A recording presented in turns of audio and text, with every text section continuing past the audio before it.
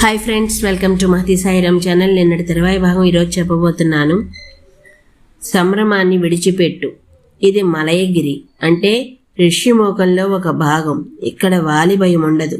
ఆ క్రూరుణ్ణి ఇక్కడ చూడను కూడా లేవు. నీ శాఖామృగ లక్షణం కనబడుతోంది. బుద్ధి విజ్ఞాన సంపన్నుడివై ఇంకిత జ్ఞానం కలిగి ఉండు. బుద్ధి లేని రాజు భూతానుశాసనం చేయలేడు. హనుమద్వాక్యం శుభకరంగా ఉందిట. ఆ మాటల చేతనే సుగ్రీవు మనసు ప్రసన్నమైనది. మనసెంత శుభస్థితిని పొందింది అంటే ఆ నోటి నుండి శుభతరమైన మాటలు వెలువడుతున్నాయట. అయితే దీర్ఘబాహులు, విశాలాక్షులు, సరచాపాధరులు దేవతామూర్తుల్లా ఉన్నారు. అలాంటి వాళ్ళను చూస్తే ఎవరికి భయం వేయదు? ఈ పురుషోత్తములు వాలి చేత పంపబడ్డారని అనుమానిస్తున్నాను. రాజులు బహుమిత్రులు, అందుకని వాళ్ళని నమ్మకూడదు. శత్రువులు మానుష రూపాలతో ప్రచన్నులై సంచరిస్తారు. శత్రువులు రంధ్రాలను చూసి దెబ్బతీస్తారు. ఇటువంటి పనుల్లో వాలి మేధావి. నీవు నాకు అనుకూలుడివై వెళ్ళి ఈ అడవిలోనికి రావడానికి కారణం ఏమిటో అడిగిరా. మంచివాళ్లేనేమో తెలుసుకో అని సుగ్రీవునిచే ఆదేశింపబడిన హనుమంతుడు రామలక్ష్మణుల దగ్గరకు వెళ్ళడానికి సిద్ధమయ్యాడు. ఒక్కసారి ఋష్యముఖ పర్వతం నుండి ఎగిరాడు. కపిరూపాన్ని విడిచి భిక్షుక రూపంలో వెళ్ళాడు. ఎందుకు? వంచన బుద్ధితో. అంటే తాను హనుమంతుడిని తెలిస్తే నిజం చెప్పరేమో అని మానుష్య రూపంలో వెళ్ళాడు. కపిని కాదు, మనిషిని అని చెప్పటం కోసం అలా వెళ్ళాడు. శంఠుడంటే తాను రహస్యంగా ఉండి ఎదుటివారికి అప్రియమును చేసేవాడు. ఇక్కడ ఆంజనేయ స్వామి తాను గూఢంగా ఉండి శ్రీరామచంద్రునికి విశిష్టమైన ప్రియాన్ని అంటే సుగ్రీవ స్నేహాన్ని చేసేవాడు. ఇది పైకి వంచన, అంతర్యమందు హితము. ఈ లక్షణం స్వామి యందున్నది. అందుకే శ్రీరామ మొదటి పరిచయమున గూఢ విప్రియత్వమున్నట్లే సీతా ప్రథమ పరిచయమునందు ఈ గూఢ విప్రియత్వమున్నది. సరే, స్వామి వినీతుని వలె సమీపించి రాఘవులకు ప్రణిపత్యచ అన్నారు. ఉన్నది భిక్షుక రూపం అంటే సన్యాసి రూపంతో కదా. సన్యాసి గృహస్థునకు నమస్కరింపవచ్చా అని ప్రశ్న. కూడదు. కానీ స్వామి చేసిన పని భగవత్ సాక్షాత్కార కైంకర్య రూపమైనది కానీ కేవల నరరూప సేవా విధి కలిగినది మాత్రం కాదు. భగవంతునిగానే రామదర్శనం అయినది కనుకనే నమస్కరించాడు. అంతేకాదు, ప్రస్తుతించాడు. ఇది కూడా సన్యాస గృహస్థ విషయంలో చేయవలసిన పని కాదు కదా. కనుక రామస్వరూపమేమిటో అది స్వామికి గోచరించింది. అందుకనే మహర్షి కామతాహ అన్నారు. అతి వ్యాప్త లక్షణంతో స్వామి సంచరించి మాట్లాడుతున్నాడు. ఇది అందరు సన్యాసులకు, అందరు గృహస్థులకు సంబంధించిన విషయం కాదు. శంకరులు బ్రహ్మచర్యం నుండి సన్యసించినట్లు. అందుకనే పరమాత్మ స్వరూప దర్శనం చేస్తూ ఇంతగా స్తుతించినా మీరు నాతో ఎందుకు మాట్లాడరు? నేను మనసా మాట్లాడుతున్నాను, అయినా మీరు నాతో ఎందుకు మాట్లాడటం లేదు అంటాడు. ఏం మాట్లాడాడు? మీరు రాజఋషులు, దేవతా సమానులు, తాపసులు, తీవ్రవ్రతులు ఈ ప్రదేశానికి ఎందుకు వచ్చారు? మిమ్మల్ని చూస్తే మృగగణాలు భయపడుతున్నాయి, మృగేతర వనాచారులు భయపడుతున్నారు. ఈ మాటల్లో మృగం కాని సుగ్రీవాదులున్నారు. శుభజలాలతో నిండిన ఈ నదిని శోభింపచేస్తున్నారు. సింహంలా ఉన్నారు. సింహాన్ని కాదనే బలవిక్రములు మీరు. ఈ ప్రజలంటే అడవి యందుండే పక్షి మృగాదులను బాధిస్తున్నారు. మీ భుజాలు నిశ్వసిస్తున్నాయి అంటే భుజములందున్న తూణీరమందలి అమ్ములు పొగలు కక్కుతున్నాయన్నమాట. అలా అన్నానని అందరకు మీ చాపాదులు భయకారణాలు కావు. మీ ధనస్సు ఇంద్రధనస్సులా ఉంది. మీ రూపాలు శ్రీమంతములై ఉన్నాయి. మీ భుజాలు హస్తిహస్తాలులా ఉన్నాయి. మీరు వృషభశ్రేష్ఠులు. ఈ పర్వతరాజు మీ కాంతితో ప్రకాశిస్తున్నాడు. పాలించడానికి సమర్థులైన దేవతలు వీరు ఎక్కడి నుండి వచ్చారు?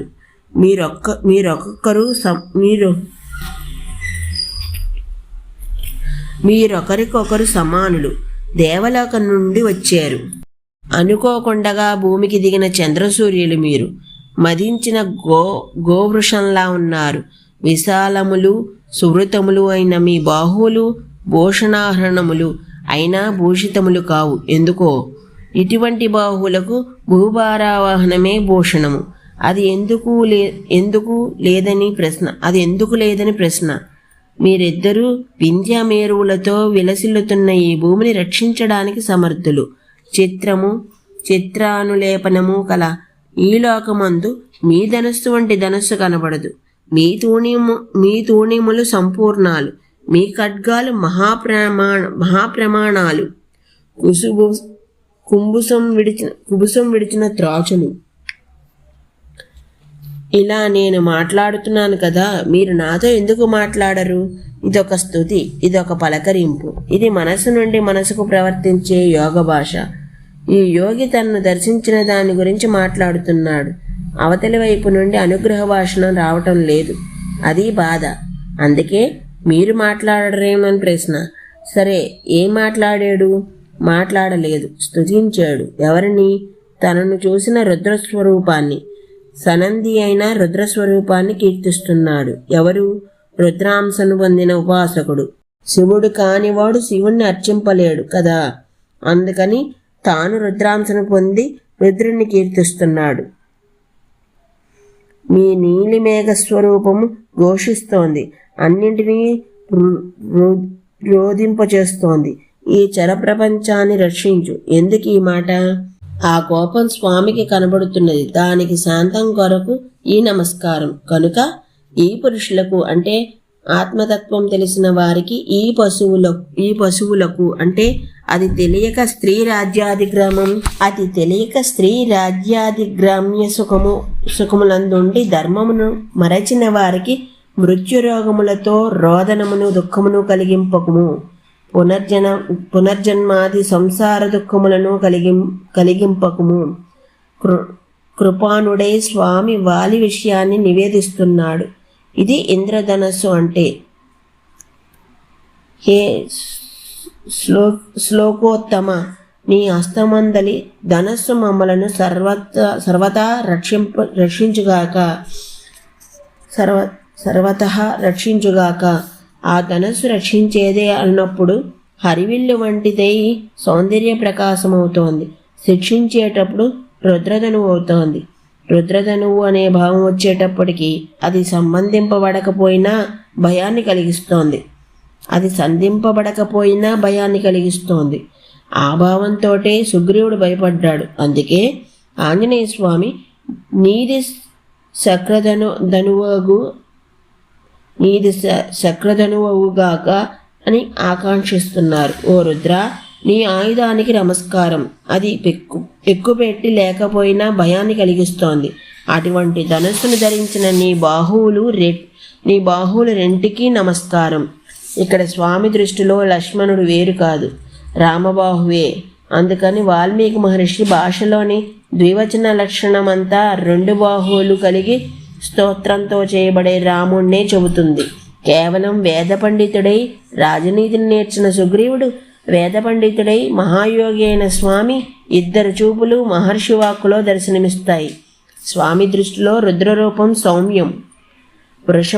వృషభాసయనుడు, సంసార వ్యాధులు నెరుగనివాడు, అన్నపత్ని అంటే సృష్టికి ప్రాణశక్తి అయినవాడు అయిన రుద్రునకు నమస్కారం. వృషభశ్రేష్టమందు అనగా నందియందు విచిత్ర గమనం కలవానిగా స్వామి రాముణ్ణి సందర్శిస్తున్నాడు. అలాగే వస్తువు సౌందర్యం కాదు, వసుశక్తి సౌందర్యము. అది లేనప్పుడు వస్తువు శవము. కనుక సౌందర్యమున్న వస్తువు శ్రీమంతము, అది అన్నము. తద్రూప సంపన్నుడు పరమాత్మ. ఇప్పుడు రామచంద్రమూర్తిని సర్వసృష్టికి ప్రాణశక్తి జ్ఞానిస్తున్నాడు. ఆ ప్రాణశక్తి వలన జడమైన అచేతనమైన పర్వతం వందు కాంతి పుడుతోంది. ఆ కాంతి ఆకుపచ్చని కేశములు కల వృక్ష రూపంగా ఉంటుంది, పశువుల రూపంగా ఉంటుంది, పశుపతి రూపంగా ఉంటుంది, లేత పచ్చిక రూపమైన వన్యచిన్నులుగా ఉంటుంది. ఆ పర్వతం అనేక మార్గాలకు అధిపతి అవుతుంది. ఎండిన కొండ చిగురిస్తుంది. శుక్రుడు కాంతిమంతుడవుతాడు. ఎక్కడ యువయోహో అంటే బావోహు అని అర్థం. కనుక రామచంద్ర ప్రభు, నీ బాహువుల వలన ఈ సుగ్రీవ పర్వతం ప్రకాశిస్తున్నది. మహానుభావ, ఇది నీ ప్రకాశ చంద్రసూర్యులు అన్యోన్య సదృశులు. ఎందుకంటే సూర్యుడు ప్రాణశక్తి, చంద్రుడు పదార్థము. చంద్రరూప ఉపాధి యందు కూడా సూర్యరూప ప్రాణశక్తి ఉన్నది. కనుక ఇద్దరూ వేరు అని కాదు, ఇద్దరూ వేరని కాదు, ఇద్దరూ ఒక్కరే. ఆ ఒక్కరే యదృచ్ఛాయ అంటే దైవాత్ అంటే లీలా విభూతిగా వసుంధర యందు ప్రకాశిస్తున్నారు. ఎందుకు? ఉత్తేనాం గోపా అదృశ్యానుదృశ్య మహద్వర్యా ఉత్తేనం విశ్వభూతాని సదృష్టో మృడాయ యతీనా. పశుపాలకులకు కేవలం నీటి కడవలను మోసుకుని వెళ్లే వాళ్లకు పుట్టడం మరణించడం అనే లక్షణం మాత్రమే కల జీవులకు జ్ఞానరూప సుఖస్మృతిని కలిగించడం కోసం పశుపాలకుడు సుగ్రీవుడు. అలాగే ఉదాహరిక లంక, అది కలవాడు ఉదాహర్యుణ్ణి విభీషణుడు. వీరిద్దరకు విశ్వభూతాలు, ఇతర ప్రాణులు, మాయామృగజటాయు సంపాత్యాదులు అందరకు సుఖస్మృతిని కలిగించే స్వరూపము కనుకనే ఆనందకారకమవుతున్నది.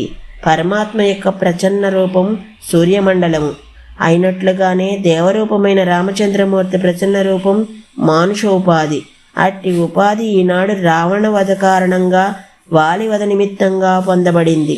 కనుకనే ఆ రూపము నేడు వీరము, దానికి బీజము ఉత్సాహం, దానికి ఆధారం సింహస్కందము అంటే హింసస్కందము. అయినా ఆ ఉపాధిలో ఉండే విద్య ఉందే, అది సముదాయ ఇవగ్రో వృషాహ రజోలక్ష్మణం అంటే కర్తృత్వ జ్ఞానం కలది అవుతోంది. అట్టి వేద విద్యతో ప్రకాశిస్తున్న స్వరూపమని భావన.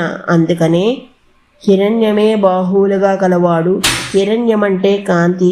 అట్టి కాంతి కిరణములు బాహువులుగా కలవాని బాహువులు ఎందుకు ప్రకాశించవు? సహజంగానే ప్రకాశిస్తాయి. ఆ బాహువులు సర్వభూషణాలకు భూషార్హములు. రామచంద్రమూర్తి సూర్యమండలాంతర్వితి అయిన పరమాత్మ అయితే ఆ కిరణాలే బాహువులు. అవి సుదీర్ఘములు, సువృతములు. అట్టి బాహువులకు స్తుతి ఇది. వింధ్య భూలోకానికి మేరు ఉద్యులోకానికి ప్రతీకలు. అట్టి సర్వ జగత్తును మీరు రక్షింపగలరు. రక్షణకు ఉపకరణమైన ఆయుధ స్మరణతో పరమాత్మను జగత్పతిగా, స్థితికారకునిగా మంత్రం అభివర్ణిస్తున్నది. ఆంజనేయ స్వామి ఆ మాట అన్నారు. ఈరోజుకి ఎక్కడితో ఆపుతున్నాను. మీతో రేపు చెప్తున్నంత వరకు ధన్యవాదాలు.